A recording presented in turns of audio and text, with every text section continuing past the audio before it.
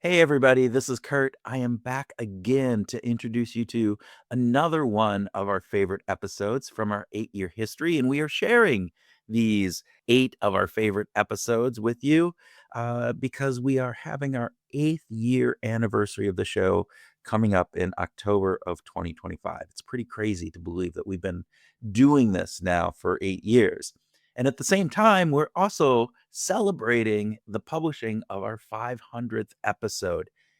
Amazing, again, that we've done 500. It's a pretty big milestone. And we are inviting you to come celebrate both of these milestone events with us in Minneapolis. We are doing a live event on October 16th, and we are going to have Professor Nick Epley of the University of Chicago come and join us. He will be speaking live at the event and sharing observations from his really great work on talking to strangers and a variety of other things. It's going to be really excellent. So if you'd like to join us in Minneapolis, you can find information on how to do that in the show notes. We invite you to come. We are super excited to have you. Okay, let's get back to this bonus episode. So I got to pick another one, and I am picking actually episode 399, not quite 400, 399. And it is one of the episodes in our series of They Thought We Were Ridiculous, which was done in conjunction with Andy Luttrell. It is really a break from a lot of the normal types of episodes that we do. This was a series about the kind of development of behavioral economics and its impact on the world. And it was really cool because we got to speak with some luminaries in the field and talk to just a number of different people about the impact and how behavioral economics came to be. And this one was Importing Psychology. It was episode 2 in the series. And I found it to be one of my favorite of the episodes, but it really talks about bringing in the psychology into the economic component. So hopefully you find this one as interesting as well. It's a really great one. And so please, we present it in its original form for you. And we hope that you can take some of that information and go out and find your group this week.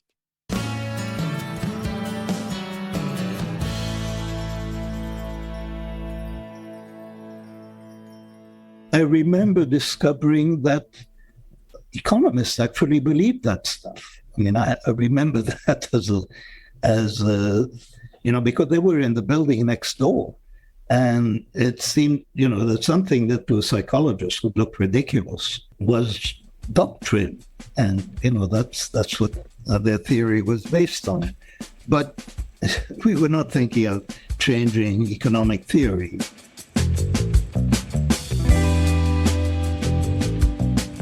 Welcome back to They Thought We Were Ridiculous, a podcast series about young social scientists who dared to challenge the most basic assumptions of their field, and won.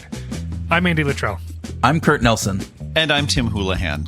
And this time, this scrappy field of behavioral economics picks up steam with a few critical insights and collaborations. In the last episode, we met Richard Thaler, the guy who kept noticing that his beloved field of economics couldn't actually explain what he saw his friends and family doing. And we saw how the stage was set for him by the economist Herb Simon, who, as far back as the 1940s, was writing about how people don't always make choices in the strictly rational way economists say they do. But why didn't his ideas catch on back then? Here's Richard Thaler. Herb Simon came along well before me and was talking about bounded rationality, but he kind of gave up talking to economists. He found them too annoying. And the reason that he didn't make any headway is he didn't have the idea of systematic bias. Systematic bias. He's saying that it wasn't enough to just claim that people stray from being rational. What was missing was a keen sense of how people were irrational. Sure, people make choices that aren't optimal, but do they consistently make the same kind of mistakes over and over again? If we could crack that nut, we'd be in business. And luckily, 2 young psychologists had some bright ideas at exactly the right time.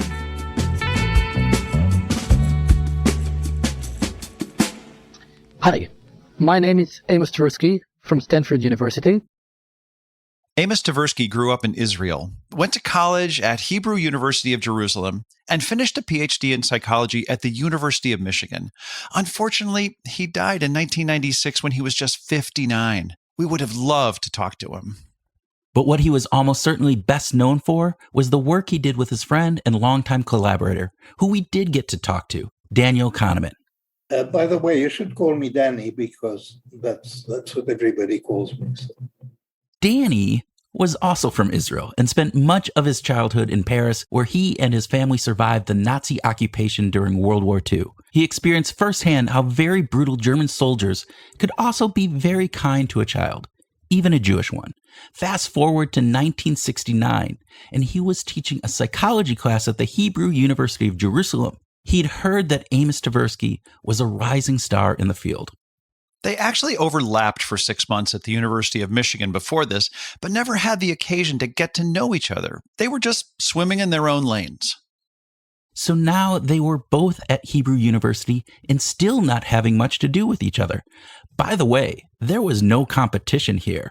As some students were guessing at the time, it really was just two brilliant guys doing their own thing on separate tracks. That is until one day, Kahneman invites Tversky to present to his students in this seminar. Kahneman said he could present on whatever he wanted, so Tversky decided to talk about some work by his old colleagues at Michigan. Research looking into whether people's intuitions match the laws of probability and statistics. Spoiler alert, they don't. But we'll come back to that. Yeah, Kahneman was intrigued, and the two met for lunch later that week to keep the conversation going. One lunch turned into another, and by the end of the year, you could usually find them together, talking and laughing and debating. We did everything together. I mean, for the first few years, we actually were not working on the problem when we were alone. We only worked together. But from the outside, it was hard to see where this chemistry came from. In his biography of the two, Michael Lewis writes, Danny was always sure he was wrong. Amos was always sure he was right. Amos was the life of every party. Danny didn't go to parties. Amos was loose and informal, but Danny had an air of formality. Danny was a pessimist. Amos was not merely optimistic. He willed himself to be optimistic. Danny took everything seriously. Amos turned much of life into a joke. And yet, it just worked. We wrote every word of every paper together. We would go to a particular place in Jerusalem and sit together for hours and do a few sentences a day. It's called the Van Leer Institute. It's a very nice place. And at the time, there was coffee at Lib and cookies.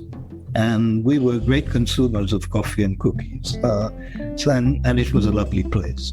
How many coffees and cookies would you estimate went into that paper? A lot. A lot. But what was it that this inseparable duo spent all the time working on? What was their big breakthrough? Well, let's start with a question for you. What's more common, death by homicide or death by stomach cancer? The right answer is death by stomach cancer, but a lot of people wrongly think that homicide is a more common cause of death. And why is that? Because we tell those stories more. We remember those stories more. So when we're cornered and we're asked to guess what's more common, we quickly get the sense that we've heard plenty of news reports about shootings and other violent events. So that feels like it's more common. Even though there are more stomach cancer patients of the past, they don't come to mind as easily.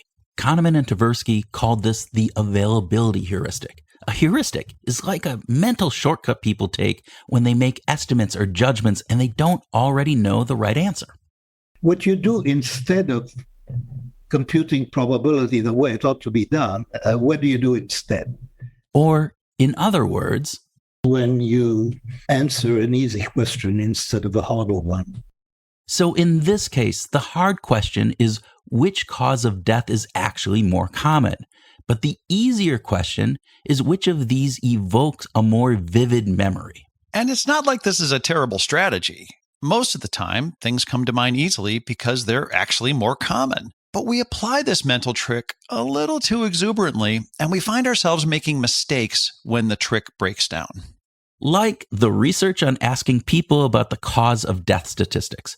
In the grand scheme, the more common some ailment really is, the more common people think it is. Cancer, car accidents, and heart disease are tragically common, and intuitively, we generally recognize that that's the case. We also know that smallpox, lightning, and botulism are uncommon because we reasonably don't have that many examples of them to turn to. But tornadoes, drowning, homicide, those don't actually happen that often. But those cases are quick to make the news and to spread through stories. So this mental trick, if you remember something easily, it probably happens a lot. It's generally a smart way to save mental effort, but at the end of the day, it's still just a trick. So that's the availability heuristic. And they told the world about it in 1974 in a research article in the journal Science, which is a huge, important journal across all the sciences. But they actually reported their discovery of 3 heuristics, not just availability. Yep. And to appreciate the second heuristic, let's do another question.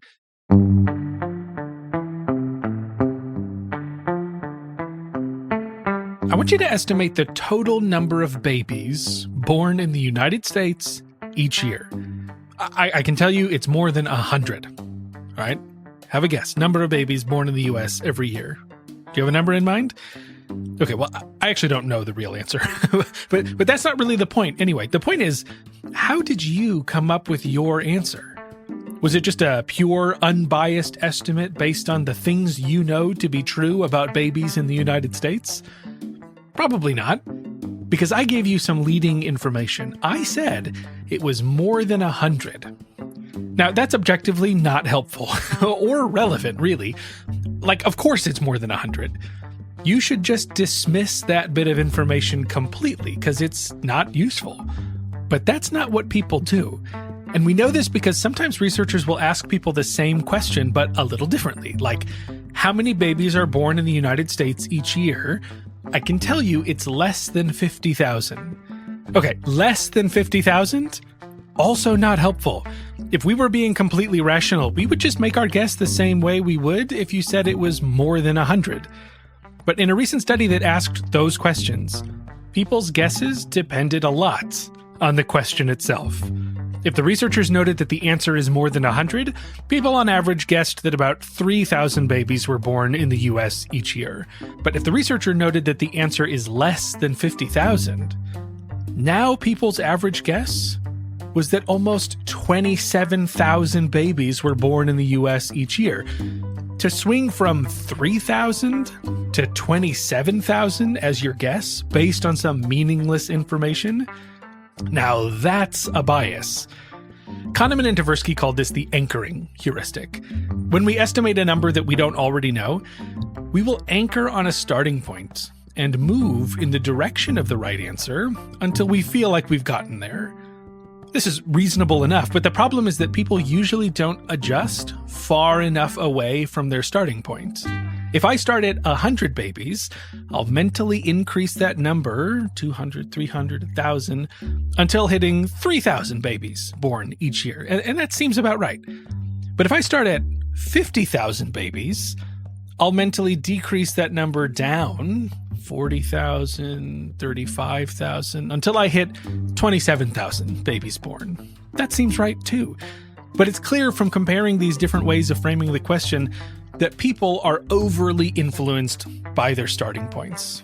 Just like an actual anchor keeps a boat from straying too far in the ocean, our mental starting points when we make judgments anchor us from straying too far.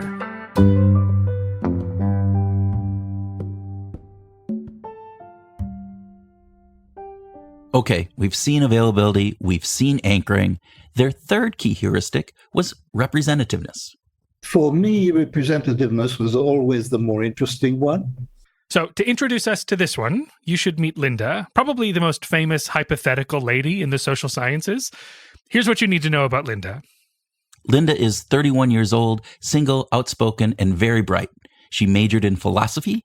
As a student, she was deeply concerned with issues of discrimination and social justice, and also participated in anti-nuclear demonstrations. Okay, so what I want you to estimate, though, is which thing is more likely. Is it more likely that Linda is a bank teller Or is it more likely that Linda is a bank teller and active in the feminist movement? If you're like most people, you thought the latter was more likely, that Linda was a bank teller and active in the feminist movement. But here's the thing. That cannot be true. Like everyone else, you're ignoring what statisticians call base rates, meaning how many people in the whole world are bank tellers, and how many people in the whole world are bank tellers and active in the feminist movement. The second group has to be smaller. The base rate, the probability before we know anything else, is lower. Like, imagine there are 1,000 bank tellers in the world. The number of those bank tellers who are also active feminists cannot be bigger than 1,000. Rationally, Linda can't be more likely to be in the second group than the first. But it feels like she just has to be. It said she's outspoken, politically active, and concerned with social justice. Come on. That's the thing. How it feels and how it is are different things. This is what Kahneman and Tversky called the representativeness heuristic. Just like everyone else, we find ourselves answering a question we were never actually asked.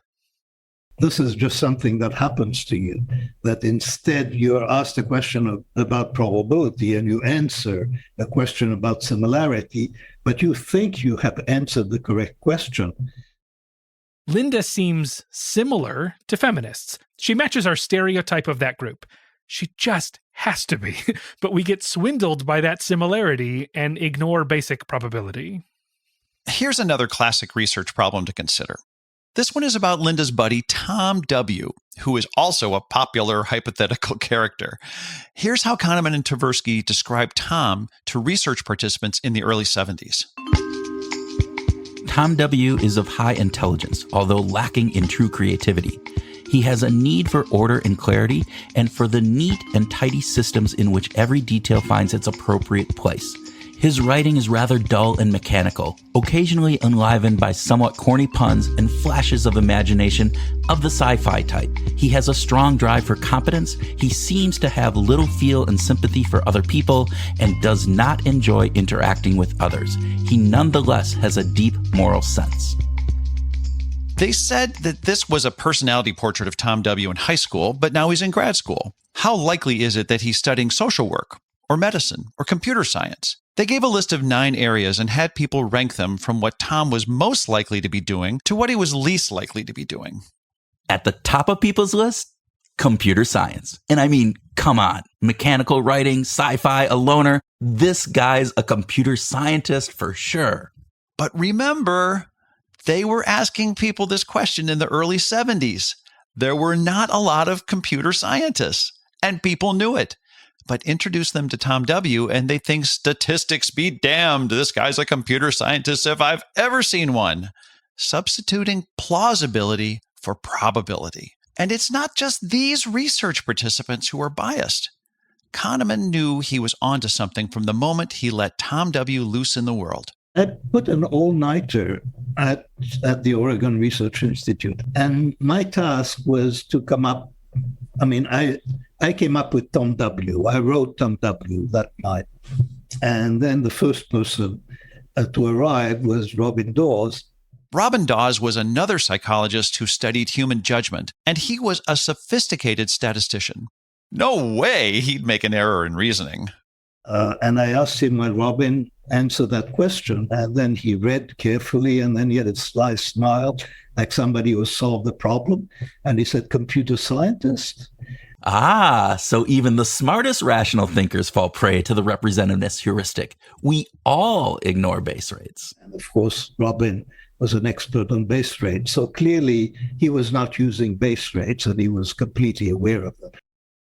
So we've got 3 heuristics, or mental shortcuts, that people use to make judgments when they aren't in the mood to be perfectly rational: availability, anchoring, and representativeness. All of these make at least some sense, but they often result in wrong answers, biased judgments.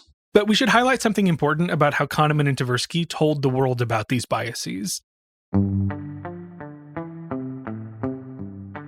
There are a lot of big, important ideas in the social sciences that do not catch on. What made these heuristics different?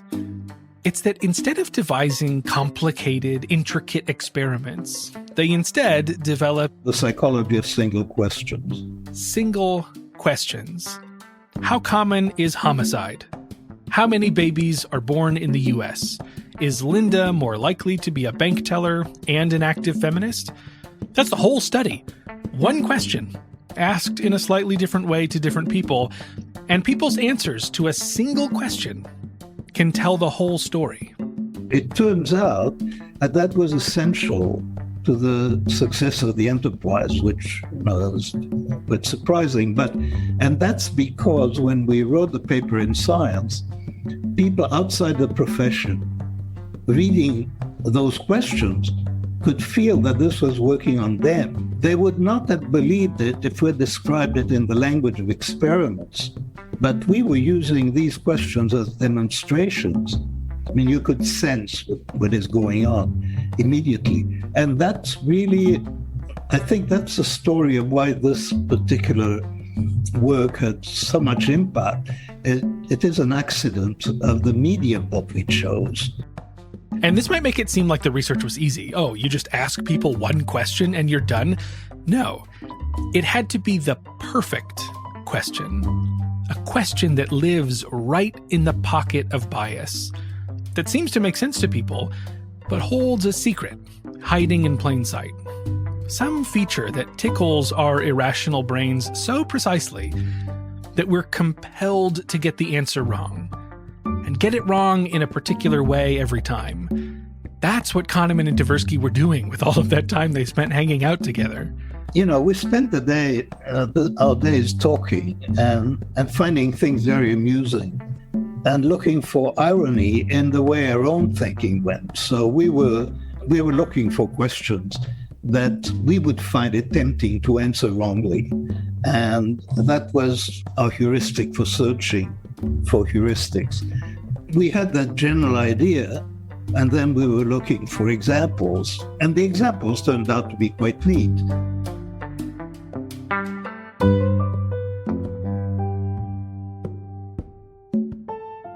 Okay, so Danny Kahneman and Amos Tversky rocked the social sciences with their landmark 1974 paper on heuristics and biases. It's difficult to convey the incredible impact that paper had on the field. Analysts put it in the 10 most cited social science papers ever. That means other scientists are constantly referring back to it in their own work. But wouldn't you know it, Kahneman and Tversky have another paper in the top 10. They were only just getting started. Prospect theory basically is an attempt to describe realistically the main elements of people's choices under risk. Your brain is already soaked with a lot of ideas, and we don't want to give you any more homework. But to appreciate the gist of prospect theory, think about whether you would prefer if I just gave you $20 or if I gave you a lottery ticket with a 20% chance of winning $100 and an 80% chance of winning nothing.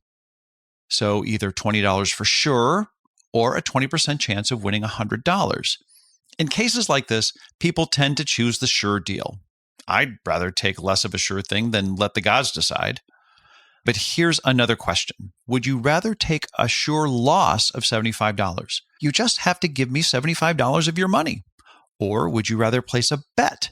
Take a lottery ticket with a 25% chance that you don't lose anything, but a 75% chance that you'll actually have to give up $100. So either give me $75 for sure, or a 25% chance of giving me nothing, but a 75% chance you'll have to give me $100 instead. In this case, people tend to take the bet. But of course, rationally, there's no real difference between the two questions. And yet, when it's about getting money, people want the sure deal. And when it's about losing money, people will try their luck to get out of it. So prospect theory came about as a way to make sense of these funny ways people grapple with risk and uncertainty. You know, this could be an important paper. And if it turns out to be an important paper, we want a distinctive name for it. And so prospect theory was just a distinctive name for a theory. But that really came because just in case it turns out to be important, we want it to be distinctive.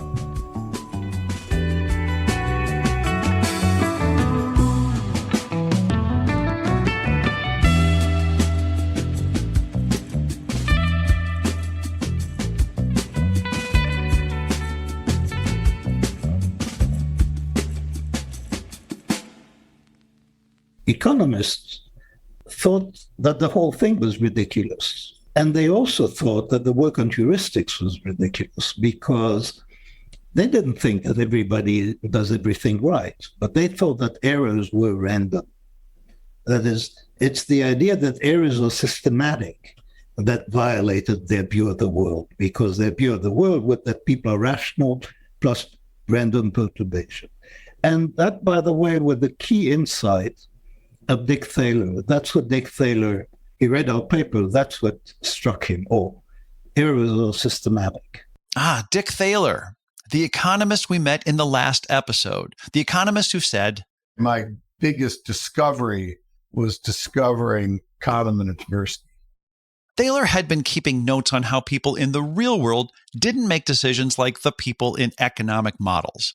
The models say people are rational, but people in the real world aren't rational, at least not always.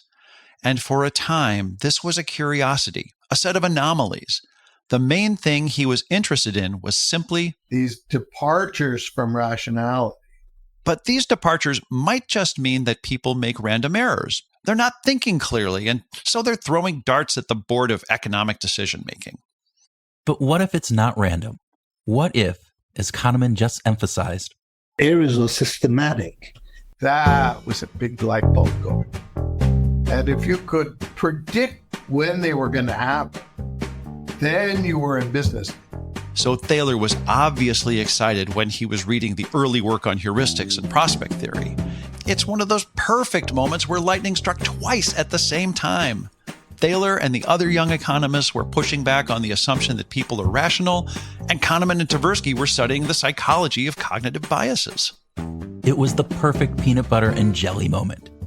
It was good because they didn't know any economics and I didn't know any psychology. So, as economists said, there were gains from trade.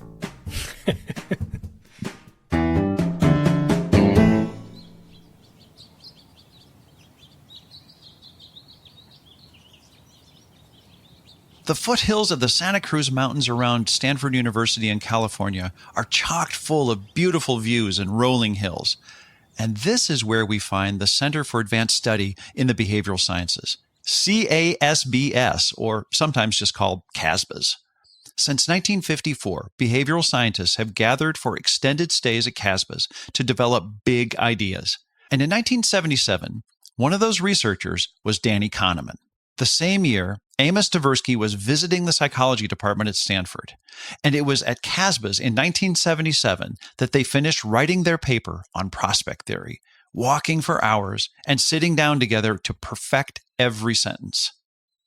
The summer before, Dick Thaler was visiting a colleague at Stanford and heard that his new idols were visiting the United States. They were going to be staying at Stanford for a year. So he hit the pavement, trying to cobble together any formal reason to keep him in Stanford for a while longer, just hoping to spend some time with Kahneman and Tversky. He lucked out and landed a visiting position at the National Bureau of Economic Research. It was a very complicated year. Danny was at the center. Amos and Barbara was Amos's wife. Were visiting the psychology department. And Treisman, who was not yet married to Danny, she and Danny were at the center. Her husband was at Berkeley. So they had 5 psychologists converging on the Bay Area for a year. I would guess that Amos Tversky would have either walked or ridden a bike up to the CASBS Hill several times a week. Thaler would have had like a 2-minute walk from the NBER satellite office at that time to CASBS. So there was physical proximity. That's Mike Gattani, communications director for CASBS. We have lots of beautiful rolling hills behind us that you can walk through. Both Thaler and Kahneman separately describe walking through the hills together, having conversations, one a psychologist, one an economist. I was about 100 meters down the hill from where Danny was, and Amos used to come visit often. And Danny and I would walk around. There's just wilderness up there, and we would take long walks and think big thoughts. And, he's much younger, but he was just super smart and very funny. And he and I were neighbors, and we would spend a lot of time walking together. It was very funny because Dick is very funny. He always was. And so it was a joy. And we learned economics. Richard Thaler, Danny Kahneman, and Amos Tversky forged a unique and lasting bond that year as they took walks, exchanged ideas, and became close friends. You can't miss their respect and affection for each other all these years later. We asked Thaler to describe Danny Kahneman and Amos Tversky. Danny was the worrier of the two. He always expects the worst. Amos was more confident and brilliantly analytic. His talks were stunning. At his desk, there was a legal pad, a pencil, nothing else. And we asked Danny Kahneman to describe Richard Thaler. I think of him as a genius. I think he's just extraordinary. And he has a flair and a sense for what's important. We have that running joke that I call him lazy. And he doesn't spend any time on things that do not matter. And he's very wise. And he has both irony and wisdom. And, that's a very powerful combination. So let's just recap. The setting was Casbis in 1977. Thaler is regularly talking to Kahneman and Tversky, and seeing Kahneman and Tversky work on their landmark theory and thinking hard about economics and psychology, Richard Thaler describes that it was this that pushed him to go all in on his heretical perspective. He later called it, quote, the most important year of his life, end quote. But he was only getting started.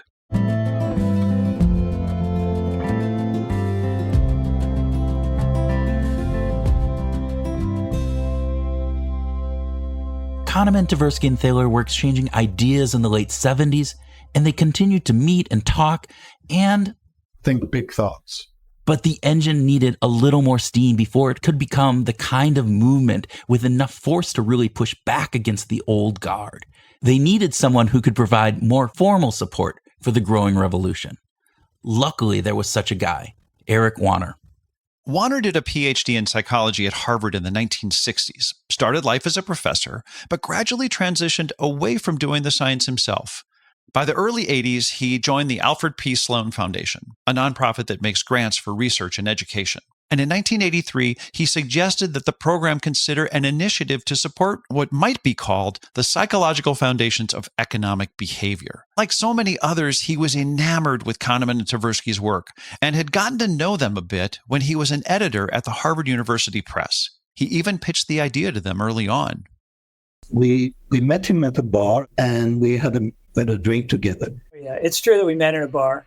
I mean, don't let him sound like we were just drinking and we thought this up in our alcoholic haze. And he said he wanted to put some money into bringing psychology and economics together. I said, well, how about this little program? I have this idea. We'll try to get psychologists and economists together, and we'll call it behavioral economics. So what would you think about that? And I remember what the answer was. There were two. One, that this is not a project on which you can spend a lot of money honestly. I remember that phrase. And the other one was that you should not give that money to psychologists who want to reform economics. You should give that money, spend that money on economists who want to learn psychology. I had to convince him that money could be spent responsibly and that responsible science could be done between economics and psychology, just because it had failed so often. I mean, that psychologists have been yelling, rational economic man is a myth, forever and ever. And just yelling is not enough, and more yelling would not really help. So what if they said to me was, well, okay, we won't say no, we'll join up, but we don't think a lot of money could be spent very responsibly on this. So it was kind of a very cautious yes. they ended up setting up a small fund and calling the program behavioral economics. And I think the very first grant was for Nick Thaler to spend a year with me in Vancouver. That was one of the first grants, certainly the first grant in behavioral economics. And that was an important year. Eventually, Warner moved to the Russell Sage Foundation, where he became its president. I was going to get to run a foundation the way I wanted to run it. Give me a little freedom and I can make a mess of a lot of things. The behavioral economics grant program came with him. The people who would become some of the movers and shakers in this world assured us that this was a crucial moment. It really played an essential role. I'm not sure if behavioral economics would even exist without the Russell Sage Foundation. I think the Russell Sage Foundation was very important in the history of behavioral economics. That was George Lowenstein and Dražen Prelec. Each of them spent time in workshops and summer camps sponsored by the Russell Sage Foundation. What they all point to is the importance of bringing together smart people with different backgrounds to solve big problems. As head of Russell Sage, Warner wasn't so much of a matchmaker as he was a party host, so to speak. Russell Sage manifested the funding for creative researchers to explore their work. This funding allowed relationships to bloom, time to think, and new ideas to bubble up and be refined. It fueled a train that was starting to pick up speed. My board at Russell Sage said, well, you did behavioral economics. What's the next thing you're going to do? And, exactly. It's worth a big laugh because, you have to be extremely lucky. You can't just upset science any old time you want to and make a go of it.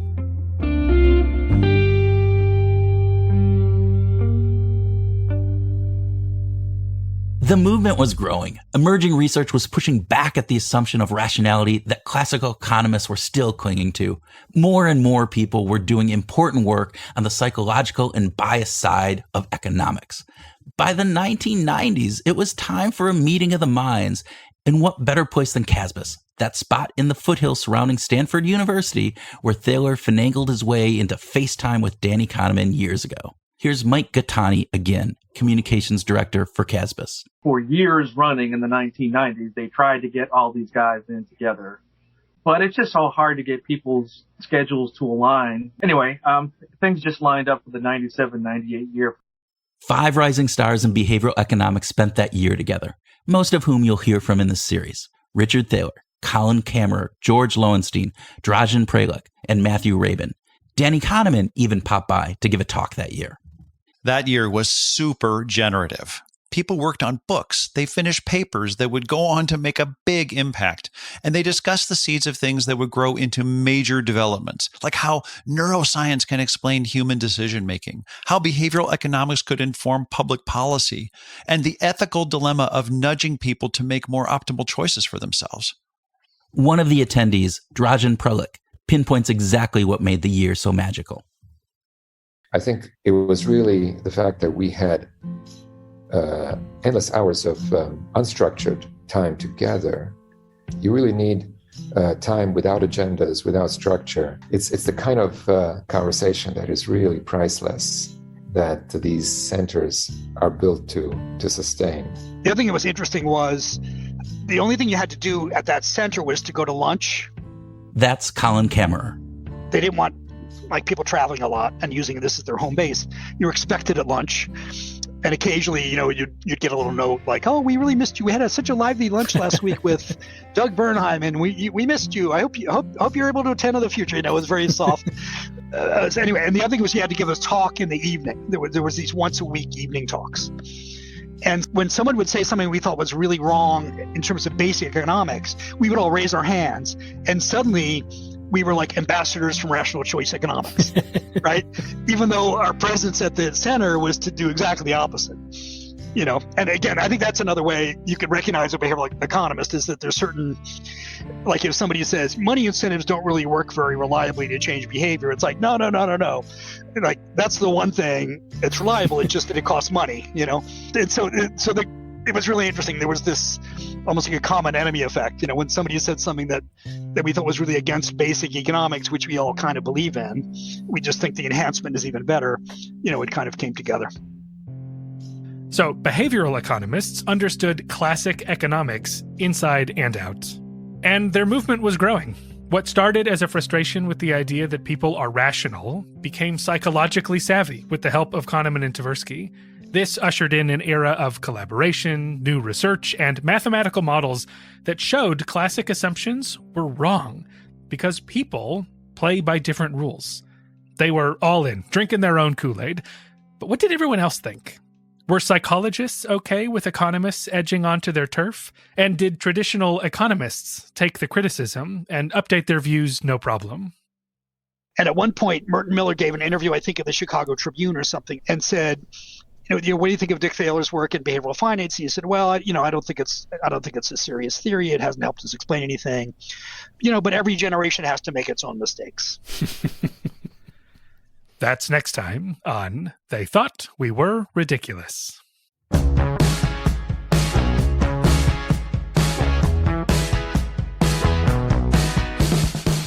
They Thought We Were Ridiculous is written and reported by Andy Luttrell, Kurt Nelson, and Tim Houlihan. Editing and sound design by Andy Luttrell. Thanks to Ben Granlund, Alex Belangi, and Alexa Cover for design and marketing. And thanks to Mary Califf and Caroline Schaefer for other assistance along the way. Music license from Blue Dot Sessions and Epidemic Sound. Transcripts with key source citations are available. Check out the episode webpage. Thanks to the guests whose voices you heard, including Danny Kahneman, Richard Thaler, Mike Gattani, Eric Warner, George Lowenstein, Drajan Prelich, and Colin Kammerer. This mini-series is a co-production of two podcasts. Opinion Science is hosted by Andy Luttrell and explores the science of people's opinions, where they come from, and how they talk about them. Behavioral Grooves is hosted by Tim Houlihan and Kurt Nelson and explores our human condition through a behavioral science lens. You can find more information on both of those shows in the episode description. Thanks for listening. We'll see you next time.